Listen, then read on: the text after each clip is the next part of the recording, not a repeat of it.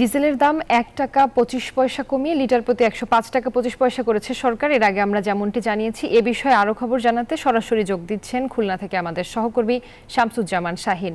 শাহিন, বিদ্যুৎ ও জ্বালানি উপদেষ্টা আর কোনো সিদ্ধান্তের কথা জানিয়েছেন কিনা, আর আজকে খুলনায় কি কর্মসূচি রয়েছে তাদের?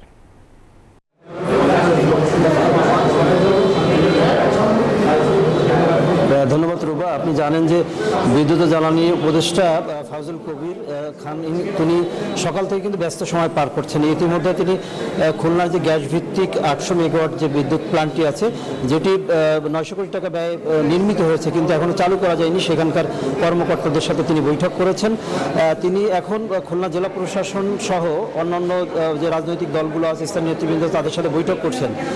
তো সকালে পাওয়ার প্ল্যান্ট পরিদর্শনকালে তিনি সাংবাদিকদেরকে জানিয়েছেন যে বিগত দিনে যে প্রকল্পগুলো নিয়েছে, যে প্রকল্পগুলো অনিয়ম এবং দুর্নীতি হয়েছে, সেই দুর্নীতি তদন্তে বিচারপতির অধীনে একটি কমিটি গঠন করা হবে। সেই কমিটি সুপারিশ অনুযায়ী সকল অনিয়ম এবং দুর্নীতির বিষয়ে তারা ব্যবস্থা গ্রহণ করবেন। পাশাপাশি যে ৮০০ মেগাওয়াট বিদ্যুৎ কেন্দ্র, যেখানে তাপ বিদ্যুৎ কেন্দ্র, যেখানে গ্যাস ভিত্তিক বিদ্যুৎ প্ল্যান্ট, কিন্তু সেখানে গ্যাসের সংস্থান না করে এই প্ল্যান্টটি করা হয়েছে, ফলে ৯০০ কোটি টাকা সরকারের প্রায় গচ্ছা গেছে বলে উনি জানিয়েছেন। পাশাপাশি এই বিদ্যুৎটি প্ল্যান্টটি কীভাবে চালু করা যায়, অন্য জায়গা থেকে গ্যাস সংগ্রহ করে চালু করা যায় কিনা সে বিষয়ে খতিয়ে দেখতে তিনি নির্দেশ দিয়েছেন। এই ছিল খুলনা থেকে সর্বশেষ।